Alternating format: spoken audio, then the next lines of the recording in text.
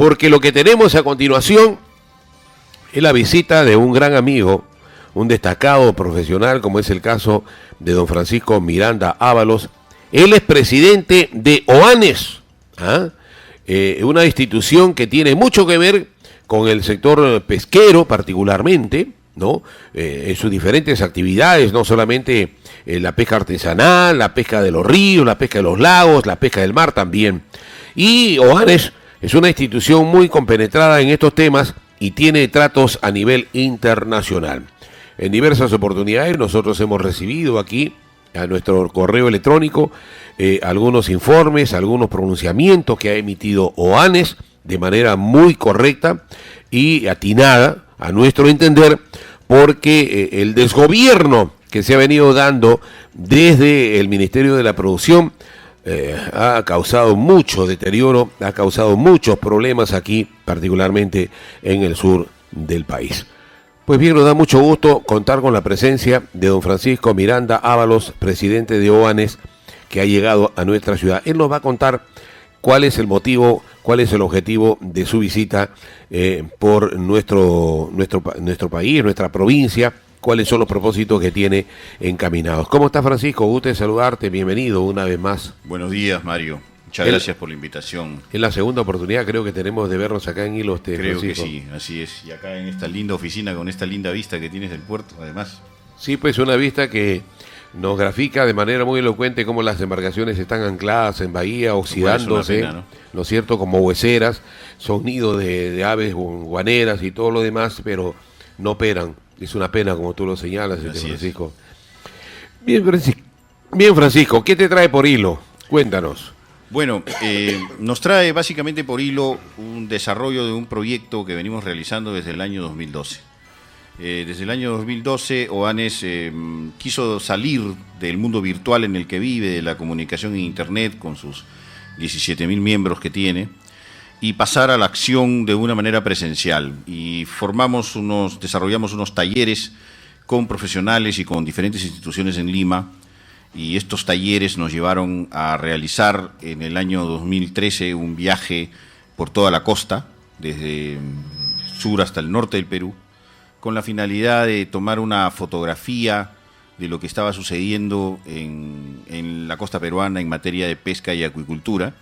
Y en esta fotografía entrevistamos con un cuestionario especial de preguntas, de más de 75 preguntas, elaborado por la Universidad Nacional Federico Villarreal, el capítulo de Ingenieros Pesqueros del Colegio Departamental de Lima y otras instituciones, cerca de 275 pescadores artesanales, básicamente dirigentes todos, en toda la costa, y también con una lista de preguntas, de casi 56 preguntas, entrevistamos a diversos profesionales relacionados con la industria pesquera, ya sea capitanes de puerto, profesionales de las universidades, de gobiernos regionales, de Limarpe, de Fondepes, etcétera, también a lo largo de la costa, y llegamos a entrevistar a cerca de 96 personas.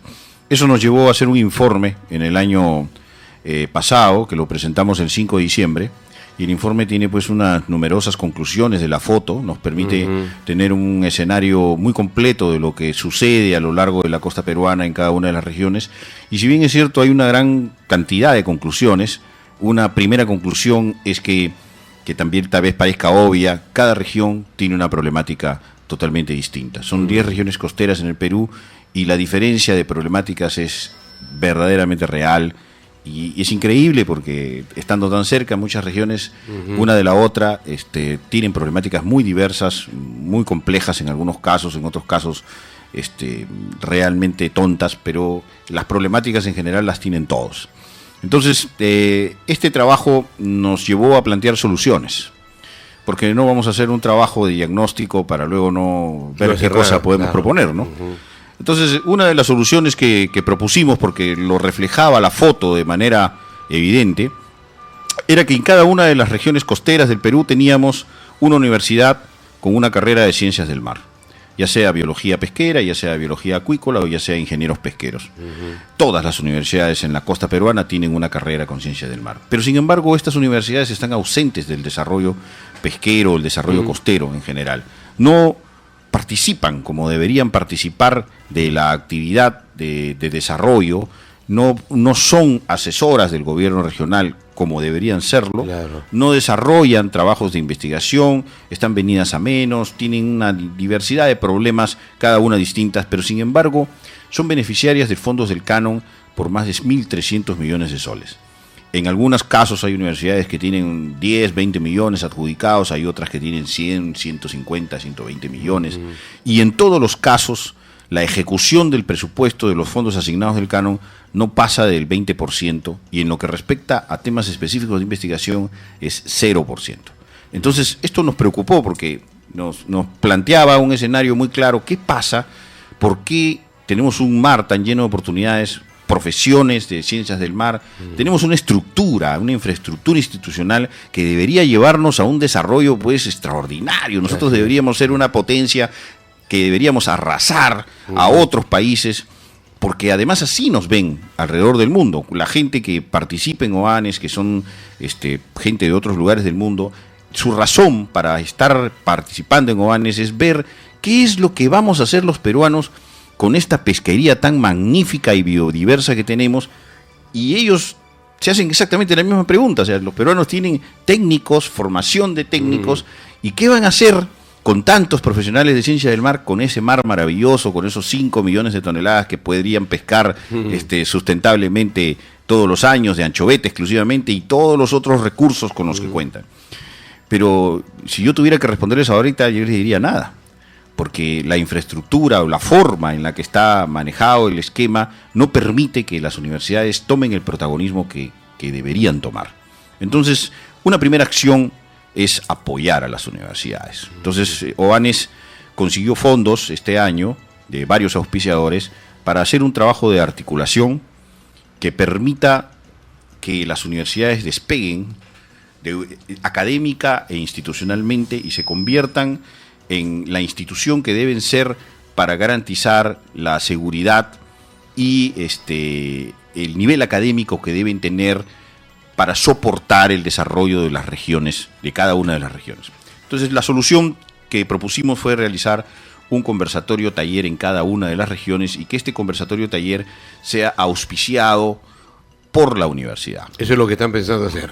Eso es lo que estamos pensando hacer. Ya lo hemos organizado completamente en Chimbote, perfecto. en Ancash. El día 14 de marzo vamos a tener en Chimbote ya el primer Esta próxima semana, viernes 14. Aquí en Hilo nos hemos reunido ya el día de ayer con el gobierno regional, con el ingeniero Walter Merma, que es representante de la Universidad Nacional de Moquegua, y otros pescadores artesanales, en la Capitanía de Puerto y otras instituciones, para formar el comité organizador.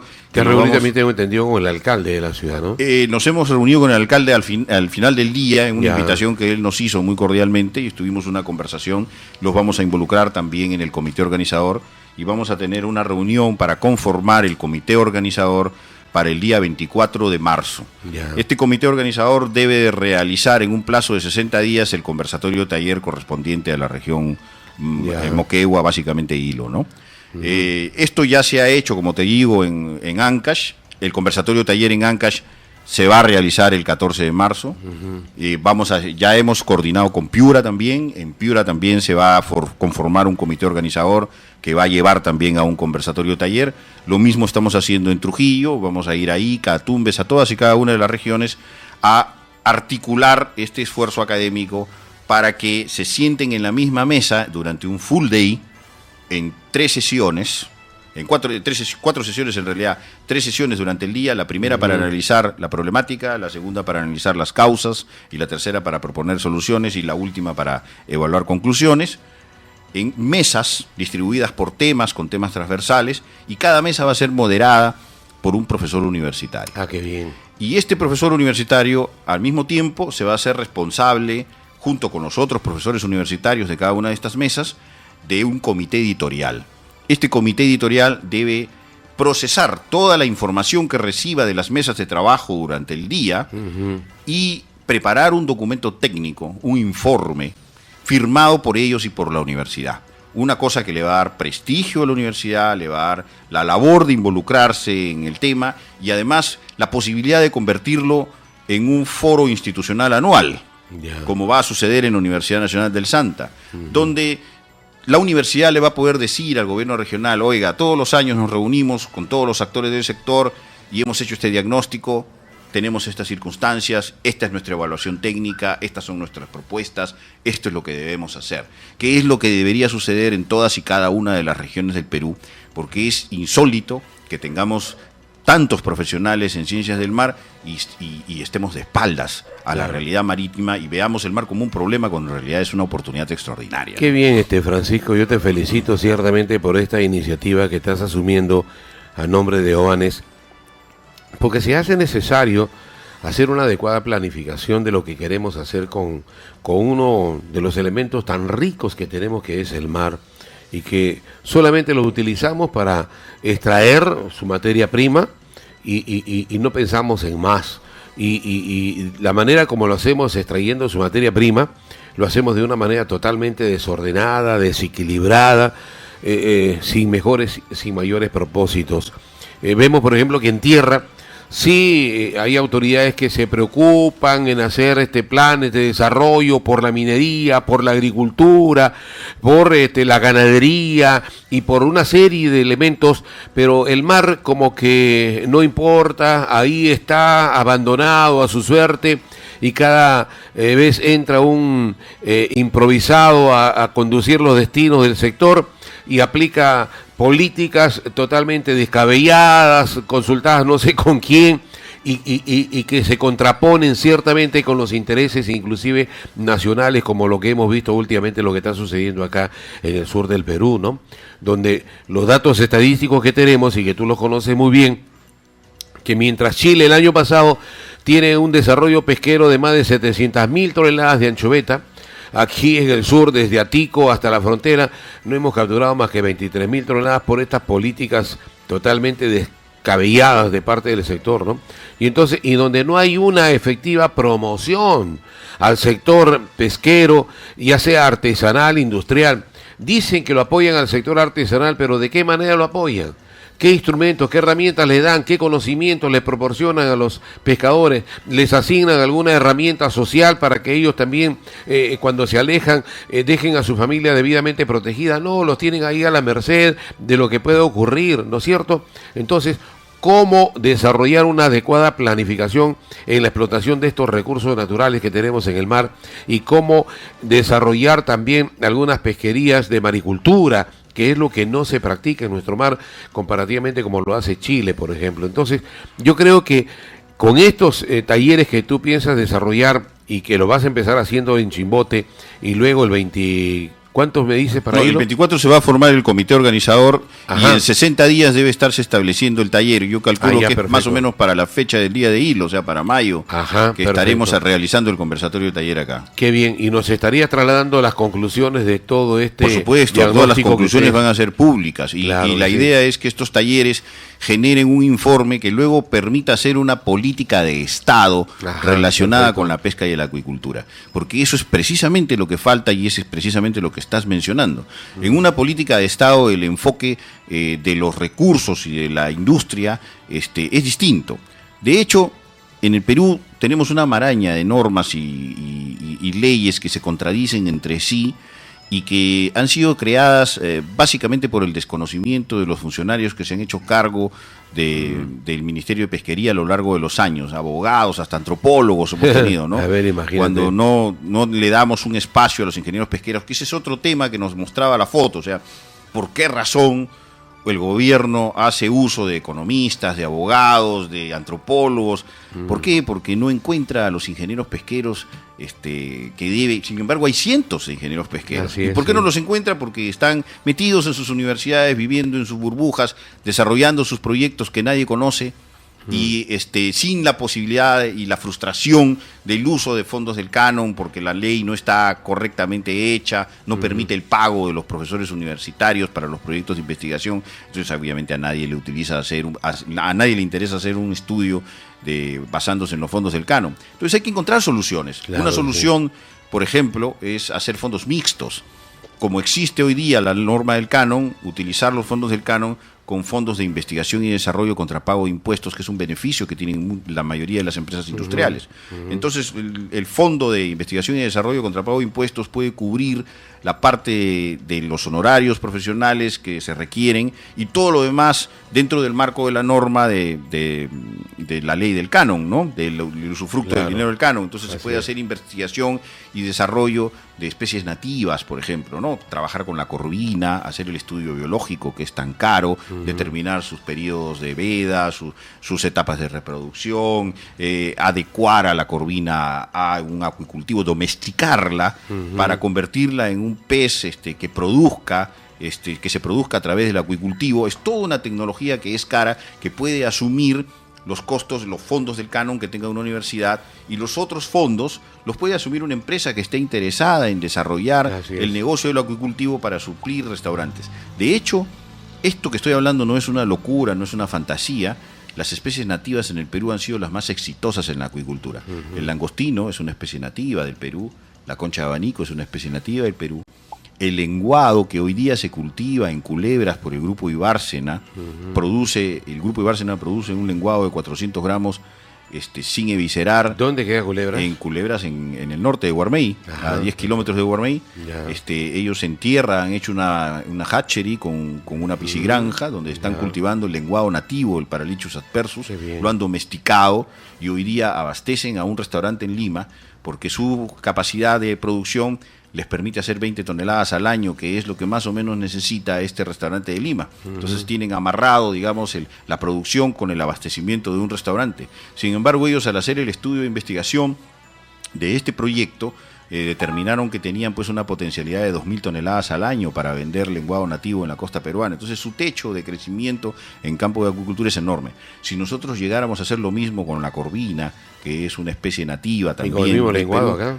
Y con el mismo lenguado acá, ¿por qué no? Pero son inversiones que dependen de la misma empresa privada, es a donde tenemos como Estado, digamos, que orientar a la empresa privada a lanzarse a este tipo de proyectos, y en donde la universidad tiene que tomar su labor de protagonismo, ¿no? Y ese labor de protagonismo debemos articularlo, porque a final de cuentas es muy fácil decir, ya háganlo solos, ustedes tienen la plata. No, hay que articular un esfuerzo donde todos debemos contribuir para que las universidades salgan adelante y no tengamos este tipo de frustraciones como la que vi ayer de un muchacho, alumno de la Universidad de Hilo, que me decía pues que las vocaciones para estudiar ingeniería pesquera acá son prácticamente mínimas.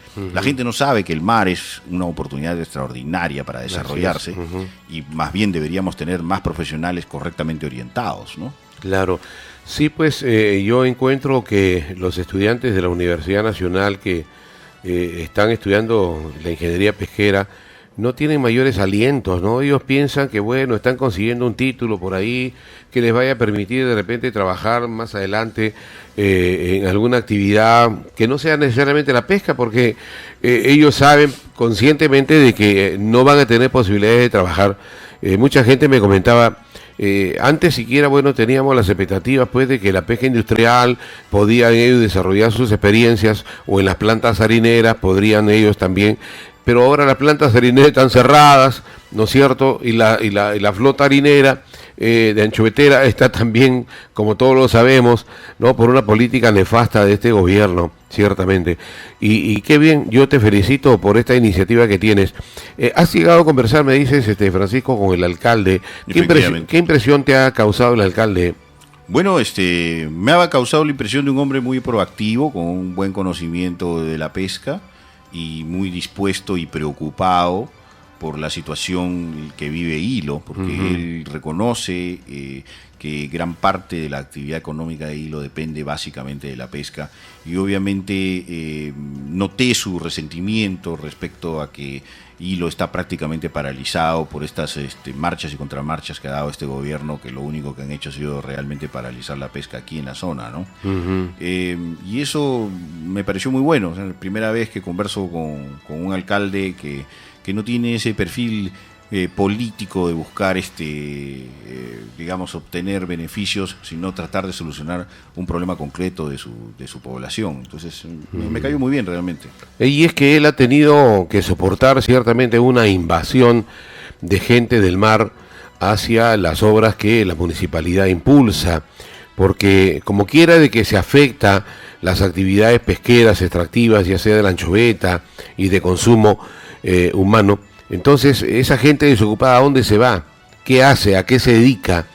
Entonces, hay muchos pescadores que han migrado de acá, se han ido al norte, otros se han convertido en mineros informales, se han ido a Pedregal, por ejemplo, que es una zona que está creciendo aquí en el lado de Arequipa.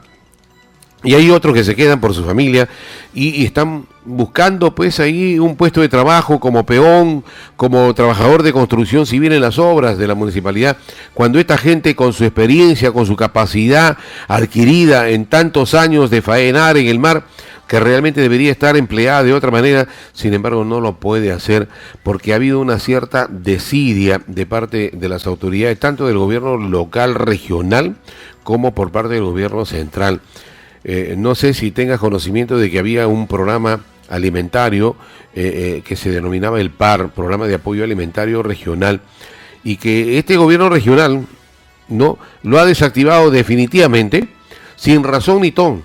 Dijo que iba a sacar un proyecto alternativo, porque este proyecto permitía que un sector de pescadores artesanales, con sus boliches pequeños hasta de 30 toneladas, pudiera pescar la anchoveta y asignaba una cuota de 1 tonelada por cada una embarcación para que esa cuota la maneje un comité, una comisión que el mismo gobierno regional lo designaba, para que a su vez esa anchoveta pudiera llegar pues a la gente pobre, a la gente necesitada, a la gente que necesitaba nutrirse, ¿no es cierto? Entonces, por el simple hecho de que porque no era una obra de su gestión y porque venía de quien lo antecedió en la gestión, había que desaparecer ese programa. Y lo hicieron, y desgraciadamente eliminaron este programa que era sumamente interesante y no ha sido suplido hasta el día de hoy de ninguna manera. Y por encima el gobierno central, que agarró como pretexto de que este mismo gobierno regional retiró la firma del convenio que tenía suscrito a través del decreto supremo 003 que permitía la pesca en la zona de frontera, especialmente dentro de las 5 millas de lo que se conoce como ventana de penetración, también retiró su firma y el Ministerio de la Producción en Lima, ni corto ni perezoso, anuló lo de la ventana de penetración y con el decreto 05, ¿no? El último decreto, mandó a la pesca industrial fuera de las 10 millas, cuando todos sabemos perfectamente que a partir de Boca del Río en Tacna, 10 millas estamos en mar chileno. Frente a Vila, por ahí también 10, 15 millas estamos en mar chileno. Entonces, yo no sé realmente cómo entender a esta gente si es que actúan en bien de nuestra patria o en beneficio de un país extranjero, como es el caso de Chile. Y ahí están pues las cifras que te narraba, ¿no? 700.000 toneladas capturadas el año pasado, en la última temporada del año 2013, frente a 23.000 toneladas capturadas aquí en el lado peruano. Según las estadísticas que tengo de Produce, en el lado solamente de Hilo hasta la frontera se lograron pescar alrededor de 4.000 toneladas, no más. Y la ministra salió diciendo de que había logrado 23.000 toneladas. ¿Y dónde les han pescado? Decía la ministra. Fuera de las 10 millas, a 20 millas. Y luego les echó la culpa a los armadores, a los pescadores industriales, de que como les resultó más conveniente irse al norte porque levantó la pesca en el norte, dejaron la cuota asignada en el sur y se fueron al norte y por eso ya no continuaron pescando acá en el sur y solamente lograron capturar 23.000 toneladas. Cuando para todos es bien sabido acá en Hilo que desarrollar una pesquería de 23.000 toneladas fuera de las 20 millas o las 10 millas para afuera, eso es con mucho sacrificio. Yo he sido pescador, Francisco, y yo recuerdo que en los peores momentos, en los momentos más difíciles de poder capturar la pesca, la anchoveta, desarrollábamos 5, 6, 7, 8 calas, y desarrollar una cala anteriormente con los aparejos que se tenían era de bastante sacrificio. Había que tener buenos pulmones, como se dice, para poder hacer 6, 7, 8 calas. Cuando los patrones, en ese entonces, así se les denominaba, los pescadores más antiguos, que tenían mayor conocimiento, con 1 o 2 calas suficiente, corten y llena bodegas y todavía tenías para regalar a las otras embarcaciones y rumbo a puerto, ¿no? Entonces, pero ese es el sacrificio. Y pescar anchoveta fuera de las 10, 15, 20 millas, hay que pescar la pega a cuentagotas. Tienes que lanzar las redes 10, 15, 20 veces. Y eso es matar al pescador. O de lo contrario, se permite que se haga una pesca prohibida, lanzándole petardos de dinamita a la profundidad en donde se puede estar encontrando la anchoveta, el recurso, que está más abajo de 60, 80 brazadas al fondo. cuando los aparejos no llegan más que hasta 40, 50 brazadas. Entonces, si tienes los cardúmenes que están abajo de los 80, 100 brazadas, ¿cómo haces para capturar ese pescado? Le tienes que mandar un petardo de dinamita al fondo y flota la pesca y con eso la capturas. Eso es lo que ha estado propiciando este gobierno, esta ministra Gladys Tribeño. Realmente, quienes conocemos esta temática y esta problemática, sabemos y nos damos perfectamente cuenta.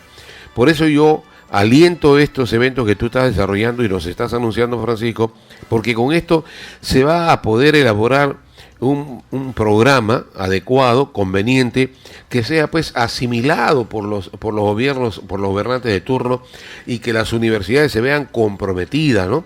Y entonces, para que así de esa manera se programe una actividad más razonada y más inteligente y controlada, dicho sea de paso, porque también tenemos que controlar. Últimamente, disculpa que abuse tanto de mi palabra, aquí el alcalde hizo una convocatoria para confrontar el problema, porque hay un sector de pescadores artesanales que ellos no quieren que se toque las 5 millas para nada, no quieren que se modifique el decreto 0005, que vayan a pescar, dice, fuera de las 10 millas, y son unos cuantitos nada más que tienen el privilegio de tener el apoyo del gobierno regional y están metidos ahí en el desembarcadero usufructuando beneficios que no les corresponden porque esos beneficios son del Estado peruano. Sin embargo, este grupito es el que hace las prácticas de una pesca atentatoria, porque está pescando cardúmenes prohibidos de cojinovita, una cojinovita que no mide más allá de 1/4 de la mano, que no mide más allá de 15 centímetros, cojinovitas, jurelitos, después bonitos y todo lo demás. ¿Quiénes están actuando para depredar estas especies? Si no son este grupo que tiene este privilegio de estar pescando con todo el aval correspondiente de las autoridades, y mientras que el resto de los pescadores están paralizados. Esto es algo injusto, ciertamente, y yo te lo pongo en conocimiento porque en la reunión que tuvo el alcalde, le han dicho de todo, este sector le ha dicho de todo al alcalde que sí, que está propiciando para que se incumpla la ley, que porque si ellos están felices, están contentos, están satisfechos, se están ganando bien y no tienen necesidad de que se modifique el instrumento 0005.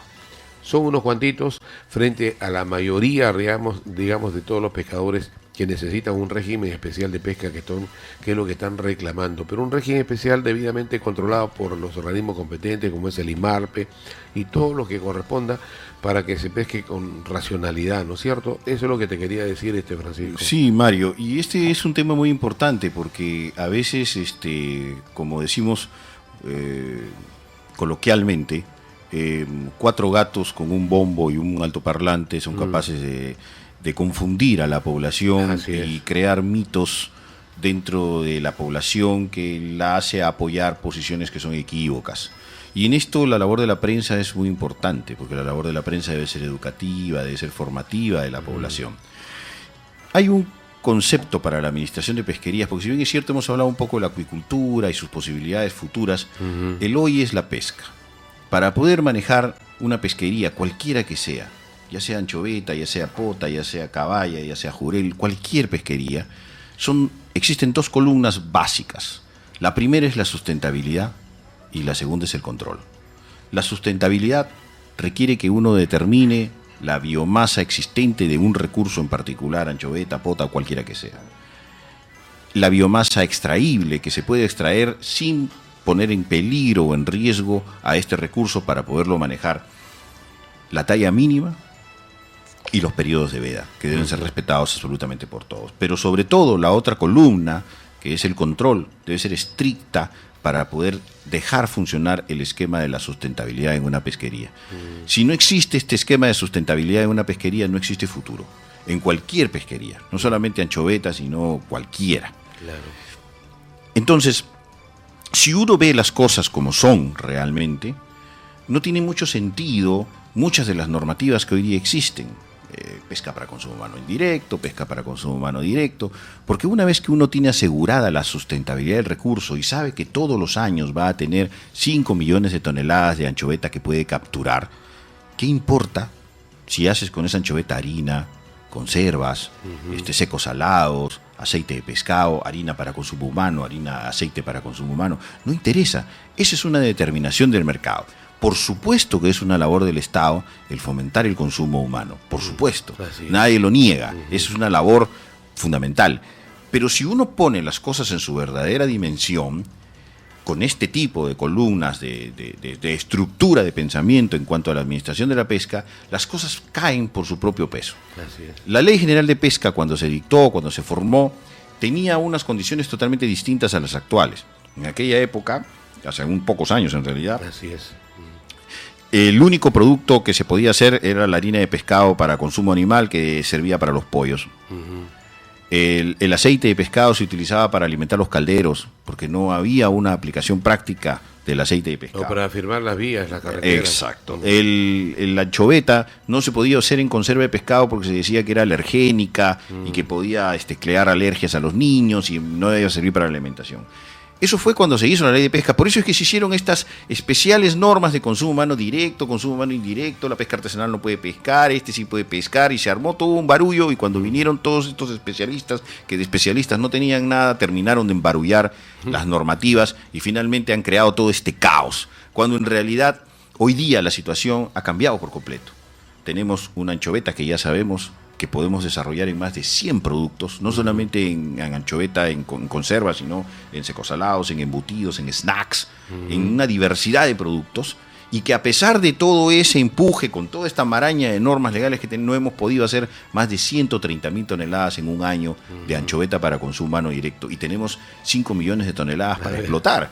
Entonces, obviamente hay que dejar espacio para la harina y para el aceite de pescado, porque además el aceite de pescado ahora, solo para la industria animal, vale cerca de $2.500 y para la industria de consumo humano vale cerca de $30.000 la tonelada. Y en la harina de pescado existe también la harina de pescado para el consumo humano, que si bien es cierto para animal vale $1.800, para consumo humano vale cerca de $25.000 la tonelada. Entonces, si tú aseguras la sustentabilidad y no te importa lo que haga el industrial con el producto, en esta nueva coyuntura el empresario va a buscar obtener una mayor rentabilidad del producto, porque es natural, un empresario quiere ganar más plata. Y para ganar más plata yo utilizo una anchoveta de primera categoría y trato de hacer lo que me va a hacer ganar más, que es el consumo humano, que es la harina de pescado para consumo, que es el aceite para consumo humano. Eso me va a hacer ganar más dinero. Y nos estamos olvidando del omega 3. Que produce el aceite de pescado. Entonces, obviamente, esa estructura es una estructura que debemos conformar y que debería salir, digamos, de una forma natural en todos estos talleres, porque lo que buscamos es destrabar todas estas normativas que son contradictorias. Hoy en día tú tienes una contradicción tal que una embarcación artesanal que supuestamente tiene autorización para proveer a la industria de consumo humano directo, provee a la industria de consumo humano directo una anchoveta que no es posible trabajar, porque como no tiene refrigeración, ese producto llega en muy malas condiciones a la planta y no es posible trabajar. Y por el otro lado, tienes a empresarios, que no son todos, es cierto, pero hay muchos empresarios que tienen embarcaciones con sistemas de refrigeración RCW, última tecnología en refrigeración, que pueden separar esta anchoveta en cajas, en dinos, y tener una anchoveta de primerísima calidad que técnicamente puede llegar a la planta y producir la conserva, el congelado, lo que tú quieras. Así es. Pero el estado de las normas actuales le impide al empresario usar su propia embarcación para abastecer su industria de consumo humano directo. Qué contradicción. Porque hemos hecho esta mala estructura de consumo humano directo, pues. consumo humano indirecto, que es toda una maraña, que se basó en una realidad que hoy día ya no existe. Claro. Entonces, hay que cambiar. Y en ese sentido hay que comprender la pesquería, que está llena de detalles, y para eso se requiere precisamente repotenciar a los profesionales de las universidades, para hacerlos destacar, para que la gente y la política los vea, y de alguna manera algún día sean precisamente quienes van a dirigir la pesquería nacional, no un abogado, no un antropólogo, o un policía, o quien diablo sea, ¿no? Así es. Lo que interesa aquí realmente es que sean profesionales de ciencias del mar los que gobiernen el sector y que lo lleven adelante como debe ser, bien orientado, porque estamos perdiendo oportunidades extraordinarias. Estamos dejando que se deprede porque no estamos teniendo una política de sustentabilidad justa y adecuada. No estamos manejando esquemas técnicos para el manejo de nuestra pesquería. Este tema de las ventanas de penetración, por ejemplo, que tú acabas de hablar, obviamente es un tema político a nivel de 5 millas, porque no hay ningún sustento técnico para sustentar las 5 millas a lo largo de toda la costa peruana, y menos aquí en la zona sur, donde la situación de la costa es totalmente diferente. Así es. Entonces, pero sí es técnico, por ejemplo, cruzar isóbatas con coordenadas geográficas del sistema de control satelital y crear una geocerca virtual que impida que una embarcación que pase esa geocerca virtual pues inmediatamente levanta una alarma en el sistema de control satelital y pueda ser multada por haber cruzado esa cerca. Pero aquí, en este sistema técnico, es fundamental que el IMARPE determine la profundidad máxima a la que debe ingresar una embarcación con un aparejo industrial. Determinado este concepto, el concepto técnico y el sistema técnico basado en batimetría podría dar muy buenos resultados en cuanto a crear un límite de protección para la supervivencia de las especies o reproducción de las especies y la protección de la pesca artesanal. Pero, perdóname que te robe un par de minutos o un minuto, uno es un concepto técnico y el otro es un concepto político. Evidentemente es muy difícil hacer entender a un pescador artesanal este concepto técnico, pero puede haber una mixtura. Y esta mixtura, de alguna manera, lo representan las ventanas de penetración, pero siempre con el apoyo del Instituto del Mar. Claro. El Instituto del Mar debe determinar cómo crear y cuál es el lugar más conveniente para crear una ventana de penetración que no le cause daño a la biomasa. Y otro concepto que es muy importante y que muchas veces olvidamos es que siempre decimos, no, la pesca artesanal no va a incidir sobre la anchoveta. Cuando hay veda para todos. No puede ser que la veda sea solamente para los industriales o para los ahora embarcaciones de menor escala. Debe ser para todos, pescador artesanal, embarcaciones de menor escala, y todas las embarcaciones de la costa peruana tienen que tener control satelital, porque nosotros tenemos que ser técnicos para la administración de nuestras pesquerías, y solamente sabiendo a dónde va cada una de las embarcaciones, a dónde practica su práctica los investigadores, la universidad, puedes hacer un estudio fehaciente, veraz, de nuestras pesquerías y poder determinar su ordenamiento. De lo contrario, estamos hablando empíricamente y porque se nos ha ocurrido hablar. No, y hay una cosa que es importante también que se debería tomar en cuenta y que lo fije el IMARPE y el mismo Ministerio de la Producción. La pesca de la anchoveta no se practica todo el año. La pesca de la anchoveta no se practica por una larga temporada. Y yo que recuerde aquí en Hilo, creo que se da una sola temporada al año de pesca de la anchoveta, ¿no? Y nada más. Y se asigna una cuota de pesca que no se puede sobrepasar. Pero contradictoriamente en Hilo en los últimos años no se ha llegado a capturar la cuota que se le ha asignado. ¿Por qué? Porque, bueno, existen estas disposiciones que son trabas y son dificultades para que se desarrolle esta pesquería, sin ningún criterio técnico científico, como tú lo señalas, ¿no? En cambio, en Chile sí. Yo no sé, alguien dijo por ahí en algún momento determinado, oiga, en Chile sí pueden pescar hasta la línea de frontera con Perú, ¿no? Porque dice que las aguas están aptas. Y eso se lo dijeron a la ministra hace poco, ¿no? Antes que renuncie. Pero sí, en el lado peruano serán otras aguas, pues se piensa, se imagina uno, no son aguas totalmente distintas, ¿no? Oye, esta es agua peruana, tiene que estar caliente, esta es agua chilena, tiene que estar más fría. Y entonces, ¿qué? ¿Políticamente se decide la temperatura de las aguas? Eso no es así. No, no es así, por supuesto que entonces, no. Este es tanto el IMARPE como el IFOP han hecho sendos estudios sobre la anchoveta y en ambos casos coinciden que la anchoveta, pero que es un solo stock compartido, se aproxima a la costa y nada hacia el sur. Claro. Contra la corriente, porque la mayoría de las ideas es que la corriente siempre viene de norte a sur, pero esto no es del todo cierto. En este caso específico de la anchoveta del stock compartido que tenemos con Chile, está clarísimo que la anchoveta nada hacia el sur y que si nosotros no la capturamos aquí, pues los chilenos la van a capturar y van a hacer omega 3, cosa que nosotros no somos capaces de hacer. Y ahora más, Francisco, alguien ha intentado y sigue haciéndolo, buscar un enfrentamiento entre lo que son algunos pescadores artesanales, que son los que defienden las 5 millas a rajatabla, que no quiere que haya ventana de penetración, y es más, ya no quieren ni siquiera las 5 millas, quieren que a partir de la milla 10 para afuera, que se vaya la pesca industrial y la pesca de la anchoveta. Y entonces nos han enfrentado peruanos contra peruanos, ¿no? Y en el lado de Tacna también está ocurriendo lo mismo. Tacna, por ejemplo, no tiene pesca industrial, nunca la ha tenido, ¿no? Ahora en Tacna les han abierto los ojos y los oídos diciéndoles, oye, pide tú el canon pesquero. Y están en eso, ¿eh?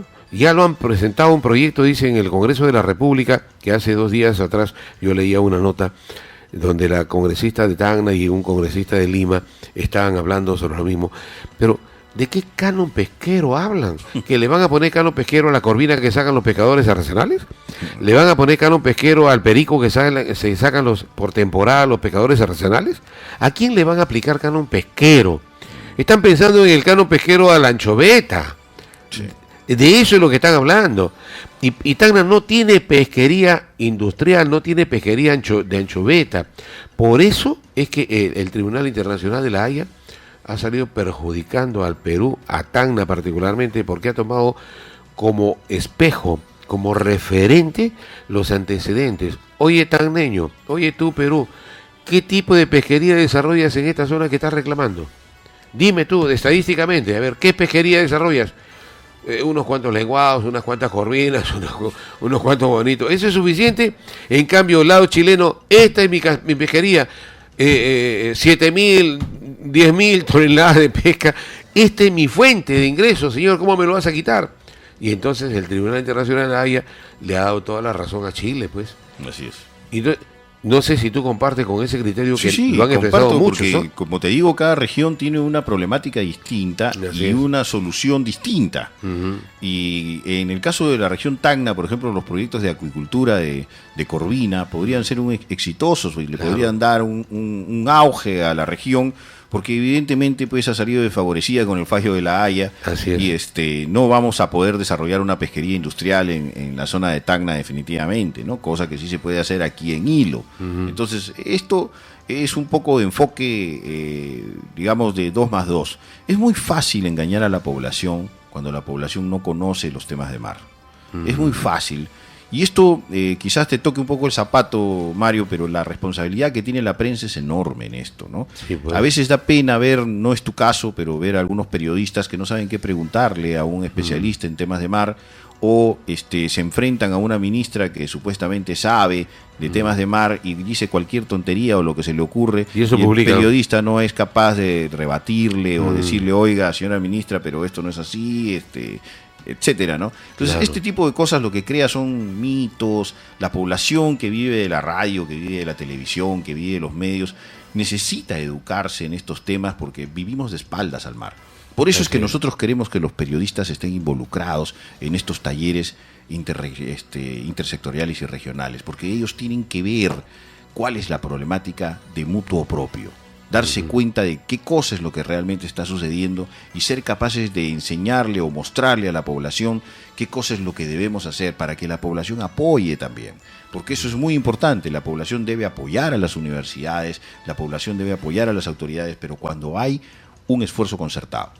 Yo espero que con el resultado de todos estos talleres que tú estás programando hacerlos a nivel de todo lo largo y ancho de nuestro territorio nacional, especialmente de la costa, que sirva como instrumento para que el propio legislativo lo tome como referente para poder modificar la ley de pesca y que se instrumentalice, digamos, adecuada y convenientemente de acuerdo a la real necesidad de nuestro país, y que no se tengan pues normativas que ya no encajan en el momento actual, ¿no? Entonces, por ejemplo, yo te cuento algo, Francisco, conversando con un distinguido amigo, me dice: yo solamente estoy facultado, autorizado por el Ministerio de la Producción para pescar anchoveta, para producir harina y aceite de pescado. Sin embargo, aquí hay algunos fascinerosos que salen a decir: ¿por qué no ese empresario fabrica conservas de anchoveta? ¿Por qué? Porque no le interesa, porque no le conviene, porque quiere solamente dedicarse a la producción de harina y aceite de pescado, porque lo ve más fácil y porque es alimento para chanchos o para aves. Pero no reflexionan más allá y no conocen de que es el Estado el que está obligando al empresario a hacer harina. El que obliga al empresario a hacer nada más que harina y aceite de pescado. Y entonces, y es más, cuando este empresario le pide a una autorización adicional para plantear una conservera como la que existe acá en Hilo, que hay una conservera, que no sé si tú la hayas conocido, del señor Rodríguez. Sí, he conocido, ¿no?, varias. Sí. Y entonces, y está bien implementada, todo con acero inoxidable. Sí. Entonces, desde hace años, ¿qué produce esa conservera? Bueno, es que muchos funcionarios del Ministerio de la Producción también son gente neófita, que tiene temor a dar autorizaciones porque simplemente no conocen el sector. Así es. Entonces, es tan simple como comprender. Esta situación del señor Rodríguez, que estamos comentando ahora, se repite a lo largo de toda la costa peruana. Ya ves. Hay casos en Chimbote, hay casos en Ica, hay casos en Lambayeque incluso, y en Piura, donde la incomprensión de las autoridades ha hecho, o ya sea que se creen unas industrias fantasmas y ciertamente malas, ¿no? Porque no son industrias que están adecuadas a un desarrollo, como el prohibir la salida o las autorizaciones de empresas que sí han hecho una inversión consciente, real y bien estructurada, con un pensamiento pesquero bien hecho. Y eso es precisamente ese desconocimiento que tienen las autoridades. Las autoridades no se dan cuenta del daño que le hacen al sector cuando asumen un cargo y no son ni siquiera capaces de escuchar. Así es, por lo menos que se asesoren pues, con gente entendida en la materia, pero no como lo que ha ocurrido últimamente, y que tú lo sabes perfectamente, Francisco, de que este Ministerio de la Producción, desde que entró Ollanta Humala, lo primero que hizo fue descabezar a todo el equipo científico del IMARPE para poner ahí advenedizos y gente comprometida para que les digan, sí señor, está bien lo que usted está haciendo y vamos a sacar instrumentos formales, técnicos, para que usted cumpla con su tarea. Pero eso no es tan correcto, pues, como que digamos, ¿no? Porque gente con valiosa experiencia, con un conocimiento, pero envidiable, que realmente hayan tenido que ser retirados. Y te quiero complementar lo que te hablaba de estas concesiones de autorizaciones para el señor Rodríguez. Le permite una fábrica conservera y para poder tratar los excedentes del producto que se emplea para la conserva, no lo puede procesar en la planta harinera que tiene a su costado. No lo puede hacer porque porque tiene que tener, dice, una licencia especial para una planta de residuos. Es que esto es parte de esta estructura enmarañada que hemos creado en el Ministerio de la Producción con profesionales que no están preparados. Cuando el proceso lógico es hacer primero consumo humano directo, así es, y después con los residuos hacer harina de pescado. Esa es la lógica de la tendencia a la que debemos llegar de aquí a 10, 20 o 30 años, ¿no? Imagínate tú y haz un simple ejercicio, Mario. Supongamos que de aquí a 20 años conseguimos desarrollar el mercado de la anchoveta para consumo humano a nivel mundial y lograr que los 5 millones de toneladas de anchoveta que se capturan vayan destinados a la industria conservera. Supongamos que vamos a trabajar solamente filetes, no hablemos de pescado entero, solamente filetes. El rendimiento es más o menos el 50%. Quiere decir que de 5 millones de toneladas de anchoveta, nosotros podríamos hacer aproximadamente 2 millones y medio de toneladas de conservas. Así es. Pero siempre te va a quedar 2 millones y medio de toneladas de residuos. ¿Para qué? Colas, vísceras, cabezas, espinazos, sí, pues, que tienen que ir a la industria de la reducción. Así es. Para hacer harina y para hacer aceite de pescado. Lógico. Si esa anchoveta es fresca y las instalaciones de planta que yo tengo son ad hoc, puedo hacer incluso harina y aceite de pescado para consumo humano directo y venderlo a $30,000 la tonelada. Así es. Entonces, esta situación ridícula que existe dentro del esquema de los administradores pesqueros son los que nos están llevando a este desastre. Es inusitado que tengamos una flota parada y una pobreza y poca existencia de ingenieros pesqueros cuando tenemos un mar de oportunidades. Fíjate, hablando de este programa de apoyo alimentario regional que se llamaba el PAR, si bien es cierto, alguien lo concibió como una oportunidad de trasladar alimento barato,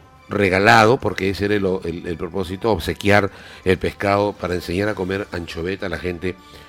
Y te lo digo así, con nombre propio. Alan García, durante su segundo gobierno, él programó un festival de consumo de anchoveta en Palacio de Gobierno. Y lanzó una prédica. Hay que consumir anchoveta porque es rico en proteínas, porque es rico en omega 13 y vamos a contribuir para que la gente delante, la gente que no tiene condiciones económicas pueda alimentarse, pueda nutrirse. Esa idea la concibió, la hizo suya el gobierno regional de Jaime Rodríguez Villanueva, por ejemplo, en Moquegua. Entonces, con el soporte de algunos otros técnicos y de empresarios, convino en formular el programa de apoyo alimentario regional, que no le costó un centavo al gobierno regional. Entonces, si bien es cierto, nació la idea en el gobierno regional, pero buscó un socio, porque el gobierno regional no tiene una flota pesquera, no tiene quien le provea de la anchoveta, qué anchoveta voy a regalar, qué anchoveta voy a dar. Entonces buscó un socio y promovió la conformación de un grupo de empresarios artesanales que tenían sus embarcaciones de 15, de 20, hasta de 30 toneladas. Y entonces ellos se formalizaron y celebraron un contrato con la región. El gobierno regional le dijo, aquí tiene que haber un ente coordinador. Ese coordinador lo voy a nombrar yo con resolución del gobierno regional, pero a propuesta de ustedes. O sea, los armadores artesanales, los pescadores, proponían quién tenía que ser. Y el gobierno regional lo formalizaba ya perfecto, entonces fulano de tal es el coordinador, él es va a ser el responsable y toda la situación. Porque si no había anchoveta, con el fondo que se maneja, porque la cosa iba así, se hizo un convenio con este grupo de pescadores, armadores, una parte entregaban de anchoveta y otra parte la entregaban en aporte económico. El equivalente a la tonelada de anchoveta. Oiga, señor, hemos venido 5 embarcaciones, cada uno una tonelada. ¿Qué hacemos con 5 toneladas de anchoveta? ¿Quién la va a comer? Aquí solamente se necesitan 200 kilos, 300 kilos a las justas para que la gente lo consuma, porque la gente no está acostumbrada. Entonces, ¿qué hacemos? Lo descargamos en las plantas de harineras para hacer harina y aceite de pescado. El usufructo correspondiente iba a un fondo. Ese fondo lo administraba ese ente coordinador. Entonces tenía la oportunidad de comprar jamonadas de pescado, conservas de pescado, panes y una serie de cosas que le llevaban a la gente pobre, a la gente menesterosa, y le decían: aquí te traigo tu bolsa, tu canasta para que te alimentes, etcétera, etcétera. ¿Correcto? Y cuantos querían de pescado fresco, también se les llevaba pescado fresco. Entonces, pero como esta embarcación era de 10, de 15, de 20 toneladas y solamente tenía que dar una tonelada, entonces tenía 14 toneladas restantes que las consideraban como excedentes. ¿Y a dónde iban? No las botaban al mar, no las podían botar al mar, no las podían descargar en el desembarcadero porque se iba a podrir. Entonces había que entregarlas a las plantas harineras para que se haga. Y de ahí salía un porcentaje de plata para mantener el programa. Y con el resto se mantenía la flota de esta flotita de 15, 20 embarcaciones que fueron las que inicialmente estuvieron trabajando. Los pescadores tenían una fuente de trabajo, tenían un ingreso seguro, los armadores también, todas las dependencias que trabajan en mantenimiento de las embarcaciones, reparación de redes, reparación de motores y todas las cosas y los boteros, que son los que están ahí llevando como colectivos a la gente y todo lo demás, se movilizaba, se dinamizaba la economía de Hilo. Mataron esa situación. Imagínense, eso para mí resulta algo criminal, ciertamente. Oye, ¿qué daño me hace que esta embarcación haya ido a pescar y me trae 10 toneladitas, 15 toneladitas de pescado? De las cuales una tonelada es para este fondo y la otra es para pagarle a la gente y para sacar el gasto de combustible, porque esa embarcación tiene gastos operativos. Es muy difícil hacer el fomento del consumo de la anchoveta para consumo humano directo. Es una tarea enorme. Ya hemos hablado de que anteriormente la gente creía que la anchoveta era básicamente alergénica. Entonces, en un proceso de casi 10 años, fuimos creciendo en la utilización de la anchoveta para consumo humano directo, y lo máximo que hemos logrado ha sido 130.000 toneladas al año. A todo lo largo del litoral nacional. No hemos conseguido más. Desde que este gobierno entró, esa cifra ha ido disminuyendo. Bajando. Pero hay que tomar en cuenta que mientras uno está criando a la criatura, que es el desarrollo del consumo humano directo, tiene que apoyarse en la industria que es la que genera una utilidad, que es la industria de la harina y el aceite de pescado. Sí, definitivo. Porque es un proceso muy largo.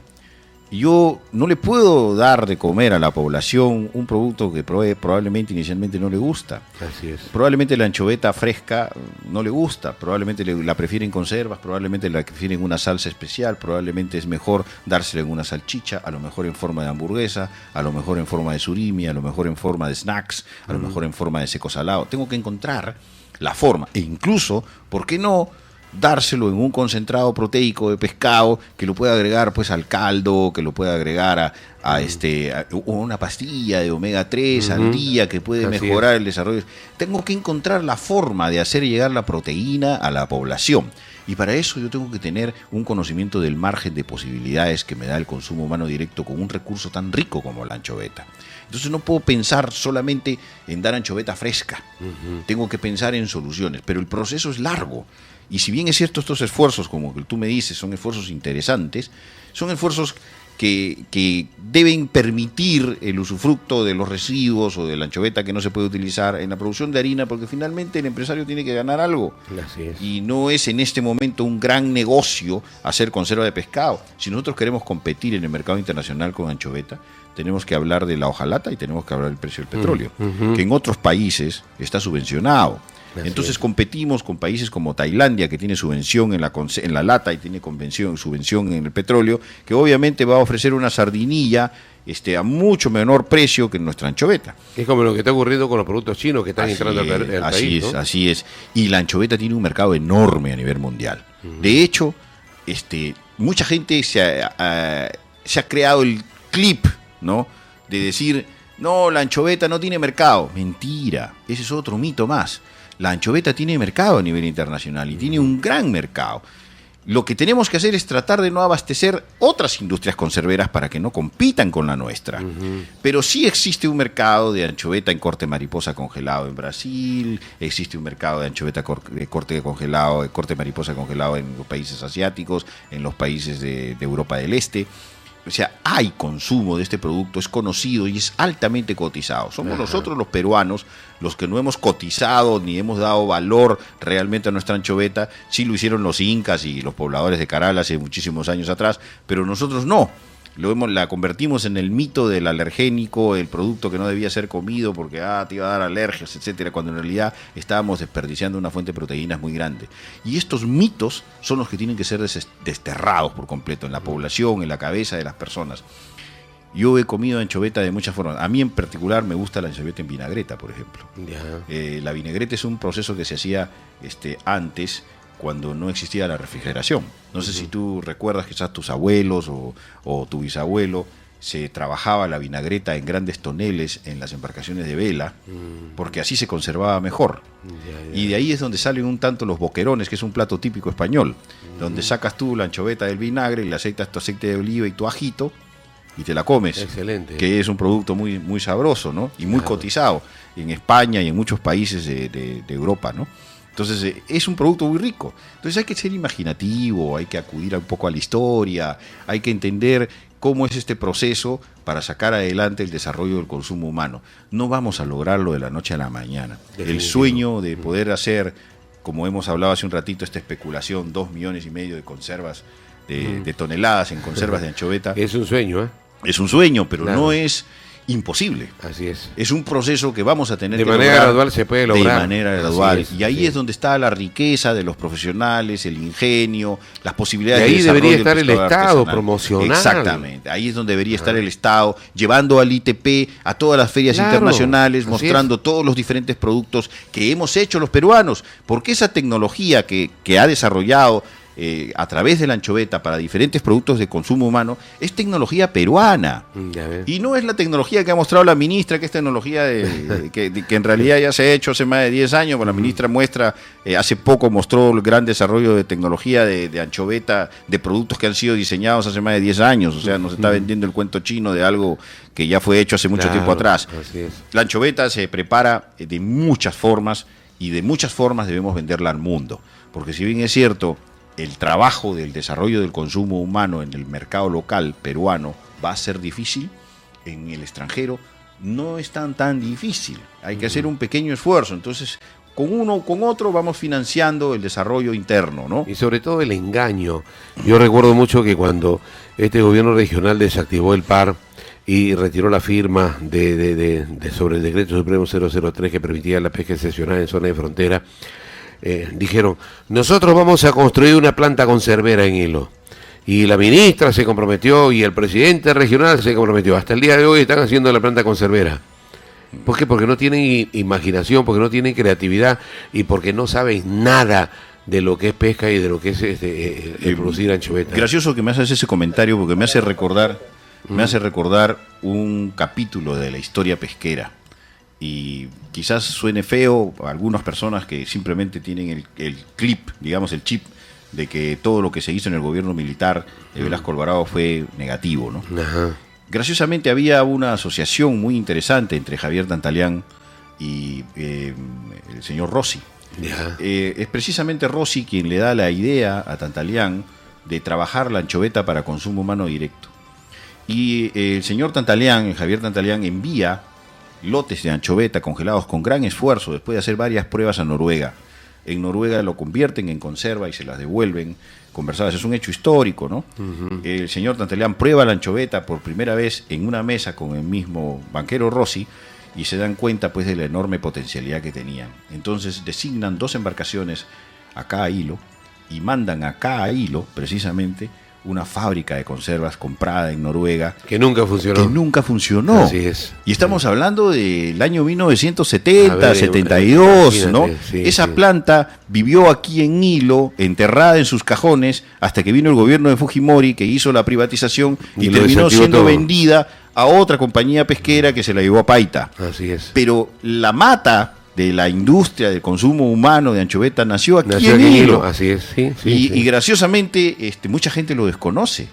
Y esto no debería ser motivo de desconocimiento, por el contrario, deberíamos decir, ¿qué pasó? Durante más de 30 años tuvimos un hipo. Para la gente que nos está escuchando y que de repente no se recuerda o no sabe, esa planta estaba aquí, donde quedaba Hajduk,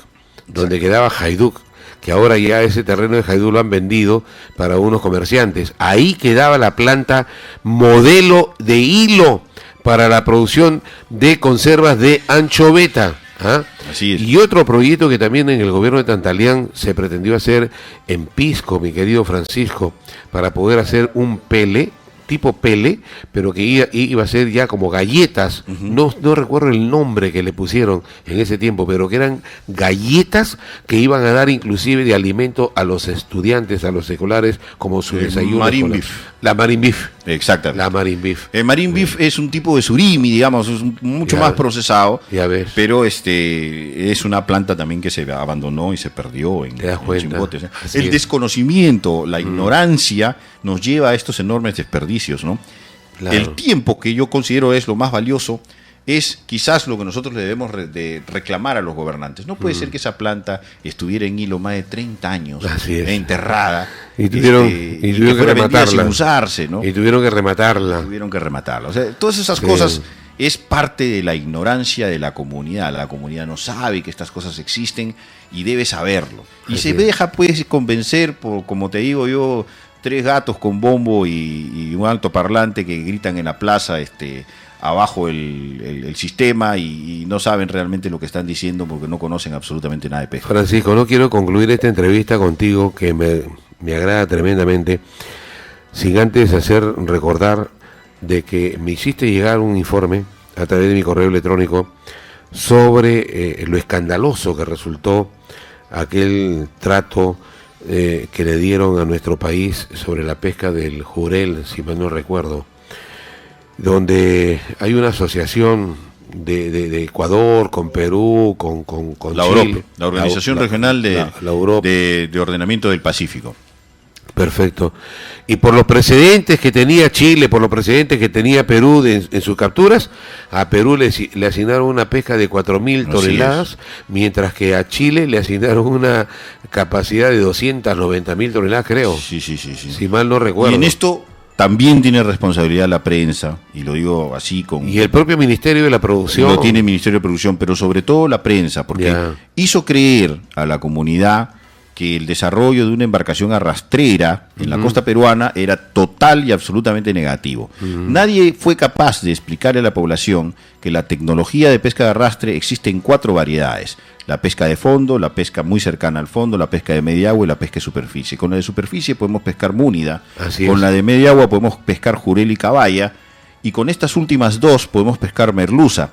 Lo que pasa es que la última, que es la pesquería de fondo, evidentemente es la más dañina porque utiliza bolos de arrastre y el tren de arrastre, y además las compuertas van por el fondo y obviamente destrozan los fondos. Pero ahora hay una tecnología que ya superó esta, que permite que las compuertas de la red de arrastre vuelen, literalmente, o sea, es hidrodinámica y vuela a 1.5, 2 o 3 metros sobre el fondo, y bien. Puede hacer las capturas de la merluza. Entonces, se satanizó tanto la estructura de un barco arrastrero o la tecnología de arrastre en el Perú, que nadie ha querido jamás traer una embarcación de arrastre en el Perú, porque si tú mencionabas la palabra barco de arrastre, decías, uy, ya vino Satanás. Sí, pues. Sin embargo, eso nos ha causado un daño terrible en la Europa, mientras que los chilenos desarrollaron su tecnología de arrastre y dedicaron a pescar jurel. Ojo, en Chile pescan el jurel y lo mandan a la harina. Así es, el jurel y caballa. Así es, jurel y caballa lo mandan a la harina. No les importa. Aquí en el Perú está prohibido. Aquí en el Perú está prohibido.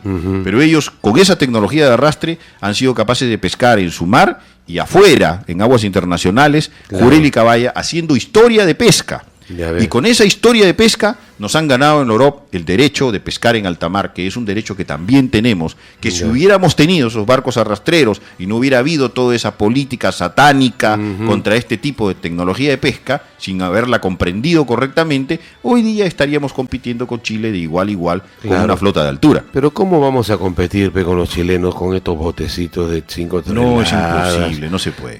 Con 4 tripulantes a bordo que llevan unos cajones de hielo para traer y salen sin zarpe, sin nada, y se mandan a la aventura y todo lo demás.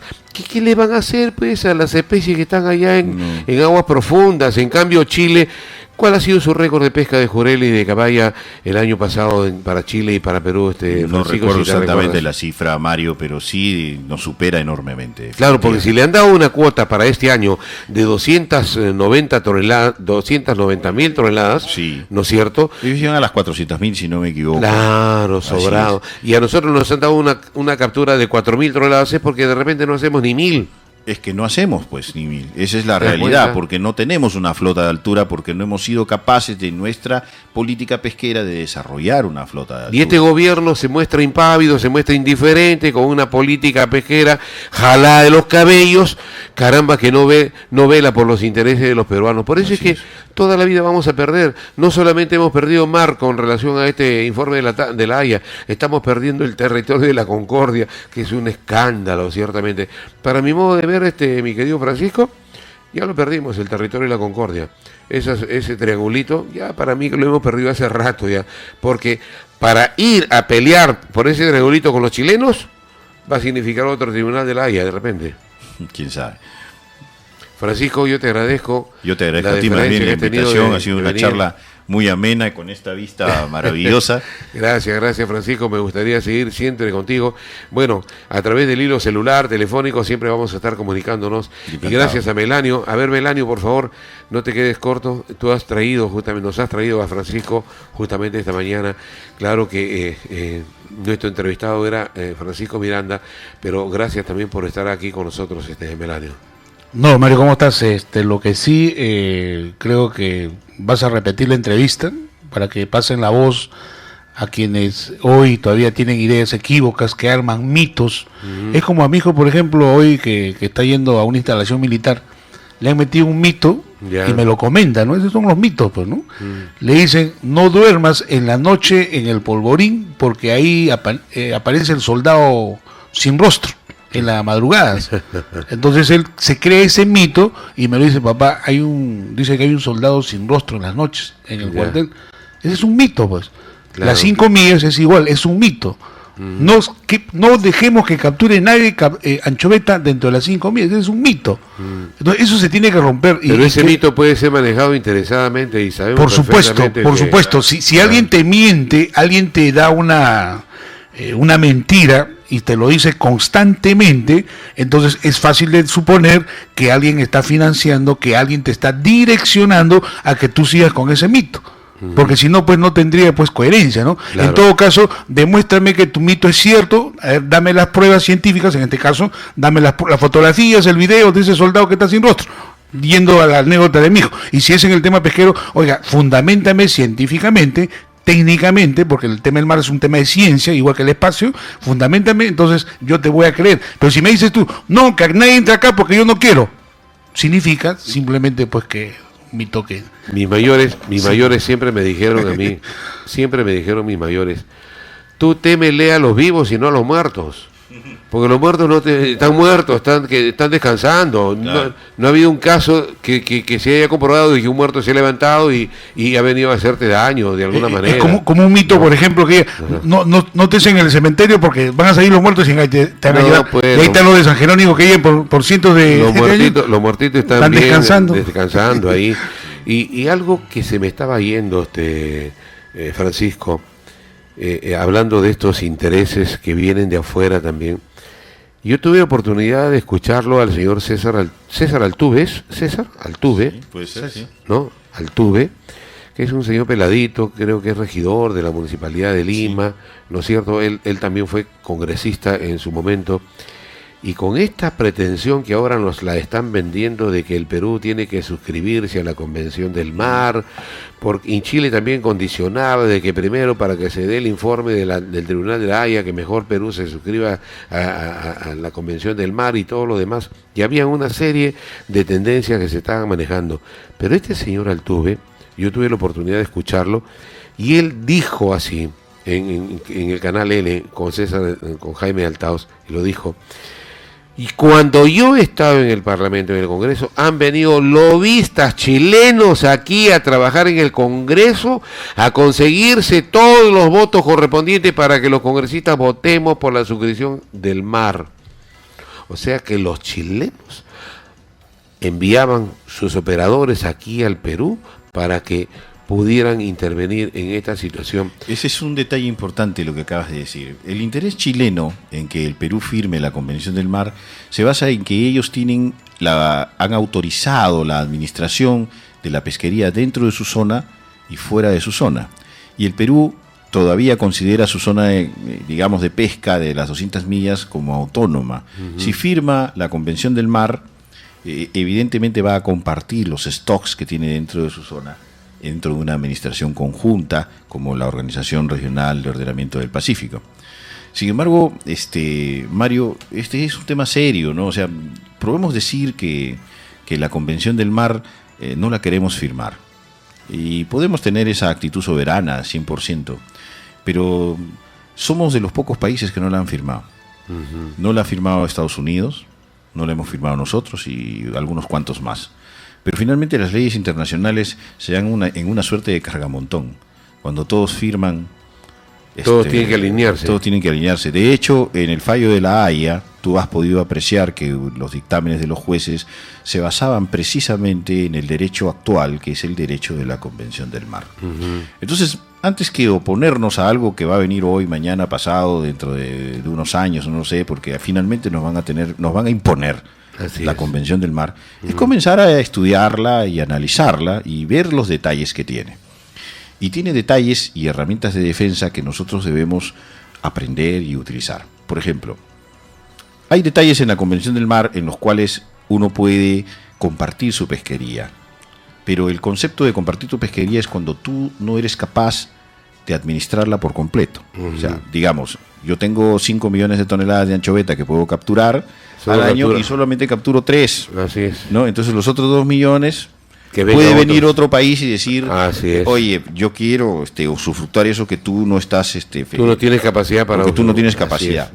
Siempre hay una herramienta, porque toda ley tiene una trampa. Uh-huh. Para eso tiene que haber una aprobación del Estado.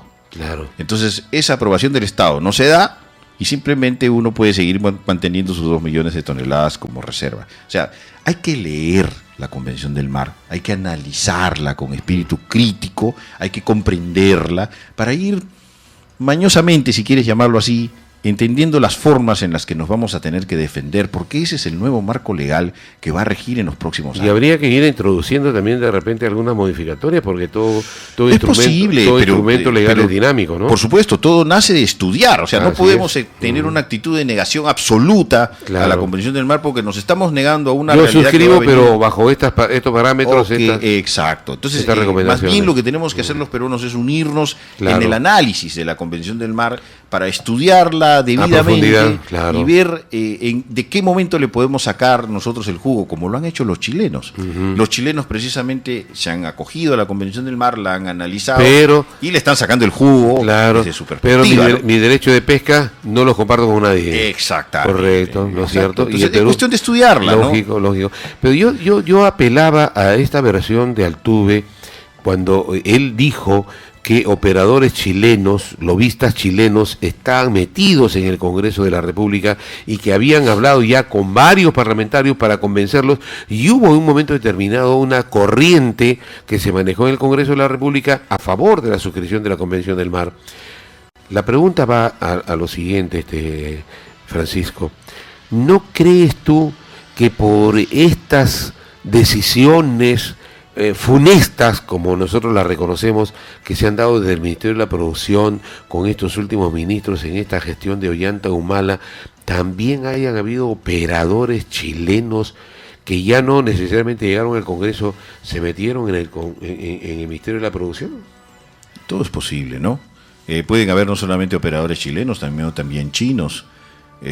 China está atrás de nuestros recursos desde hace muchísimos años. O sea, los intereses que hay sobre nuestros recursos son algo de lo que debemos ser conscientes. Pero me parece, y este es un tema puntual, que te vuelvo a repetir, no es el tema negarse a la Convención del Mar, sino prepararse para la Convención del Mar, estudiarla a fondo para conocer sus vericuetos, dónde podemos sacarle provecho a esa ley, porque se nos va a imponer tarde o temprano. Pero tenemos que estar conscientes de ello y preparados. Podemos oponernos, nos conviene en este momento oponernos, obviamente, claro que sí, pero hay que prepararse, porque lo peor que puede suceder es que nos la impongan y nos agarren de sorpresa, y al agarrarnos de sorpresa saquen todas las ventajas que ellos sí conocen y que nosotros no. ¿Tú estarías de acuerdo que se investigue a la ministra Gladys Tribeño por estas actitudes un tanto raras que ha tenido en su desempeño de buscar que favorecer a la pesquería chilena? Porque este decreto 005 que limita la pesca de la anchoveta fuera de las 10 millas, sabiendo ella perfectamente que en las playas de Tacna a 10 millas ya estamos en mar chileno, no podemos pensar que, así como lo dijo Altuve, que han venido operadores, ¿no es cierto?, para poder mediar y interesar a los congresistas, y porque les han dado plata a los congresistas. Sabemos perfectamente que tanto Gladys Tribeño como otra viceministra que estuvo metida también ahí tienen vínculos muy cercanos a gente chilena. Podemos pensar en todo esto. ¿Crees tú que sería plausible hacerle una investigación profunda? De repente no se va a poder lograr en este gobierno, pero más adelante se podría hacerlo. Yo pienso que la ministra le ha hecho daño a la pesquería y otras ministras también le han hecho daño a la pesquería. La Maclú, por ejemplo. Sí, puede ser. Pero lo que tenemos cuenta son los puntos de vista y la concepción. No quiero defender a la doctora Tribeño, no la conozco y a pesar de que no ha sido de mi simpatía en absoluto su gestión, pienso que ella ha estado centralizada en el cumplimiento de las normas. Ella ha buscado tratar de hacer cumplir las normas a rajatablas, pero las normas se adaptan a la vida de las personas. Entonces ahí es donde funciona el criterio. El criterio profesional. Si yo veo que esta norma no está cumpliendo con una misión, que es la misión de desarrollar una actividad o de permitir el desarrollo de una población, entonces la norma está mal, tengo que adaptarla y tengo que pensar. No puedo hacer como en Ricardo Palma en el cuento del oficial Paiva, vaya usted y mándese matar, y se fue y se hizo matar. No vamos a cumplir las cosas al pie de la letra, sino, yo quiero respetar las leyes, sí hay que respetarlas, pero estas leyes al respetarlas nos están haciendo daño. Estamos destruyendo la industria de una región y eso depende mucho del criterio. Entonces yo puedo defender, y como ella de hecho defiende políticamente su posición y ha sacado esta suerte de vómito negro hace poco con el grupo de periodistas que lo han entrevistado, pero sin embargo si uno lee detenidamente todo lo que ella dice, se da cuenta de que ella defiende una posición basada en el respeto de las leyes, pero a rajatabla, de manera estricta, sin ningún tipo de flexibilidad, y no podemos tener gobernantes que trabajen con esa mentalidad. Las leyes tienen que ser dinámicas necesariamente. En algunos casos las leyes tienen que ser dinámicas, y en el otro caso los conceptos filosóficos han sido diferentes, porque no es lo mismo ser proteccionista que ser conservacionista. Un proteccionista quiere que simplemente se proteja a una especie y no se le explote, no se le saque, no se le haga absolutamente nada. En cambio, un conservacionista piensa muy claramente en que debe explotarse la especie, pero con el concepto de sustentabilidad y control. El conservacionista es, por ejemplo, capaz de diseñar un anzuelo para poder, el anzuelo curvo que ha salvado las pesquerías del pez espada, del atún y otras pesquerías en otras partes del mundo, ¿no? Eso no lo haría un conservacionista, un proteccionista, porque obviamente al proteccionista no le importa la pesca, no quiere que se pesque simplemente, ¿no? Entonces, como en la India, que no se come carne de vacuno, ¿no? Es un tema de filosofías. No podemos, pues, en una industria pesquera dinámica, poner a una proteccionista de viceministro. De ninguna manera. Eso no es lógico, ¿no? Francisco Miranda Ábalos, presidente de OANES. Gracias, Francisco, por estar con nosotros. Nos enorgullece tenerte acá con nosotros. Algo final es de Melanio, ¿sí? Bueno, yo sí quisiera responder a la pregunta que le decía Francisco. Sí, yo creo que sí. Está operando la quinta columna chilena, ya aquí en el Estado peruano, no de ahora, de hace muchísimo tiempo. Es por eso que nosotros muy particularmente hemos pedido, y esto lo hemos hecho a través de correos electrónicos a congresistas, para que esta ministra no salga del país hasta que se arme un proceso de investigación y luego pues se pueda denunciar, ¿no? Perfecto. Nosotros sí hemos sido más contundentes porque vivimos en esta parte sur del país, geopolíticamente conocemos muchos temas. El contraalmirante, por ejemplo, Hugo Ramírez Canaval, se ha pronunciado y ha dicho que sí, que la ministra no debe salir del país mientras se investigue el Congreso. Y uno de ellos que ha tomado las palabras de lo que hoy estoy diciendo es el congresista Ángel Neira, porque también a los congresistas los ha involucrado. Y si vamos más adelante, las palabras de la ministra, lo que ha dicho a Milagros Salazar de IDL Reporteros, y que lo ha Radio Poramas lo ha difundido también, la República también lo ha difundido, inclusive lo hace quedar mal al mismo presidente, como diciendo que los grupos de poder, por ejemplo, en esta entrevista que ha tenido, son los que han demandado. O sea que los grupos de poder hoy que le han puesto una pistola al presidente Ollantumala, o sea, con esas declaraciones totalmente nefastas, la ponen hoy en una situación pues que de desesperación, porque como ya no es ministra, hoy pues está aleteando a fin de sobrevivir. Yo creo que sí, en mi caso, nosotros somos más fuertes quizás, y pedir que esta ministra sea investigada, pero no solamente investigada ella, todos los que han estado en su entorno, ahí están las fotografías, ahí están los documentos, ahí está con quienes se reunían en el puerto de Hilo, con quienes se reunían en Tacna de forma camuflada, todo eso se tiene que investigar, porque al final es una operación sistemática que ha actuado en contra de la pesquería nacional y por ende, quienes vivimos en Hilo, que conocemos y todo lo que hemos podido sentir, porque vivimos aquí, porque lo que no sienten son los que están en Puno, los que están en Trujillo, los que están en Nazca. ¿Por qué? Porque no les involucra directamente. Pero nosotros que vivimos en Puerto Hilo, sí, lo percibimos rápidamente porque hemos vivido en ese problema. Y hoy esperamos simplemente una solución. Perfecto, plenamente de acuerdo contigo. Además, como dice el dicho, no hay mal que dure 100 años ni cuerpo que lo aguante. 10 segundos. ¿Dónde estuvo Vladimiro Montesinos Torres en el tiempo de bonanza? ¿Dónde estuvieron los generales Malca, Villanueva, Hermosa Ríos? Estuvieron con todo el poder y eran todopoderosos. Hoy estos señores, que siempre le hemos llamado a la reflexión aquí en Radio El Puerto, acuérdese Mario, hace 4 años decíamos, ¿dónde están las familias? ¿Dónde están los hijos? ¿Dónde están los vecinos? Díganle que no se metan en problemas. Pero estos señores han seguido y siguen todavía constantemente, menos mal que ahora son pocos, que en un momento les va a llegar la justicia. Aunque Vladimiro Montesinos sigue siendo poderoso, ¿eh? Para eso tiene su representante López Meneses, que ya tú sabes cómo ha estado vinculado con Ollanta Humala, ¿no? Mario, todos los poderes en la tierra desde que se ha dado inicio al y quien ha reemplazado a Vladimiro Montesinos, se dice por ahí que es nada menos que Nadine. Podría ser, no lo sé.